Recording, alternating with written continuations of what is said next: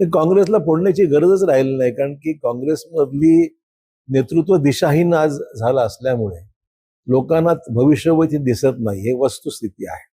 आणि त्यामुळे अनेक मातब्बर नेते, कार्यकर्ते हे काँग्रेसला सोडून आज अन्य पक्षामध्ये येत आहेत. त्या मला वाटतं की बावनकुळेंनी भाजपची ताकद वाढली पाहिजे, ही त्यांची भूमिका असणं पक्षाचे अध्यक्ष म्हणून योग्यच आहे.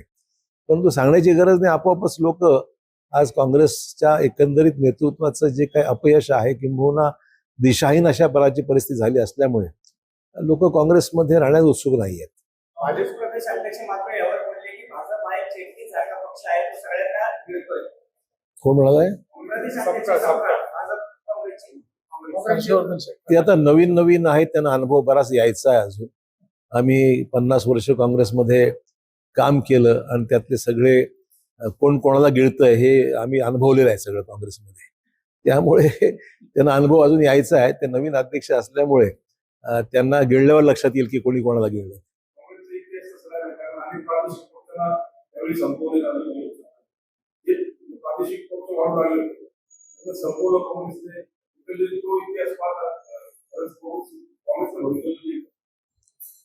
असं आहे की ज्या पक्षाशी लोकांचं कनेक्ट आहे तो पक्ष काही संपू शकत नाही, मग तो स्थानिक असो किंवा राष्ट्रीय पक्ष असो किंवा रिजनल असो.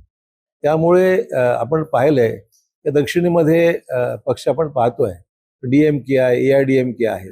हे पक्ष आता स्थानिक जरी असले तर लोकांची अधिक जवळीक असलेले पक्ष आहेत, त्यांचं अस्तित्व अनेक वर्ष आहेच.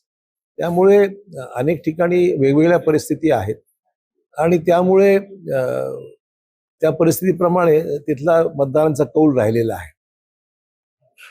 140 वर्ष झाले काँग्रेसला. आज जी अधोगती आहे याला कारण कोण आहे, काय कारण आहे? मी फार लहान माणूस आहे त्याच्यावर कोणाची काँग्रेसच्या 50 वर्ष होतो ना, मान्य आहे मला, पण काँग्रेसमध्ये एवढे मोठे मोठे नेते आहेत. मी ज्या पक्षात अनेक वर्ष होतो त्या पक्षाच्या विरोधात बोलणं मला काही उचित वाटत नाहीये. आता मी माझी दिशा स्वीकारलेली आहे, मी माझ्या पद्धतीने काम करत आहे आणि जिथे मी आहे तिथे मी समाधानी आहे. काँग्रेस मी सांगितलं दिशाहीन झालेलं आहे. रोज काहीतरी नवीन वक्तव्य करतात, कार्यकर्त्यांमध्ये कुठे चैतन्य निर्माण करण्यासारखी परिस्थिती नेतृत्वामध्ये दुर्दैवाने नाहीये. आणि त्यामुळे लोकांना आपलं भविष्य पडतं. असं की ज्या वेळेस पक्षामध्ये कार्यकर्ते काम करतात, एखाद्या पक्षासाठी झटतात, त्यावेळेस स्वतःचे भविष्य काहीतरी घडावं अशी अपेक्षा असते.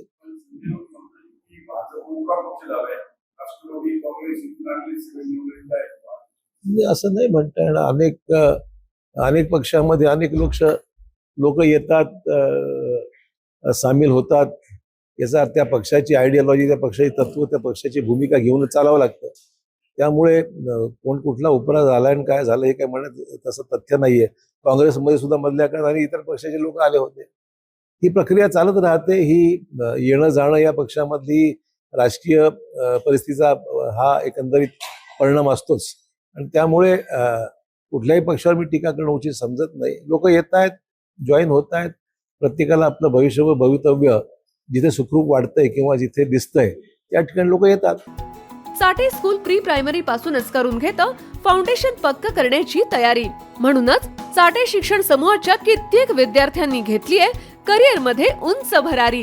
2025-26 या शैक्षणिक वर्षाकरिता आपल्या पाल्याचा आजच प्रवेश घ्या.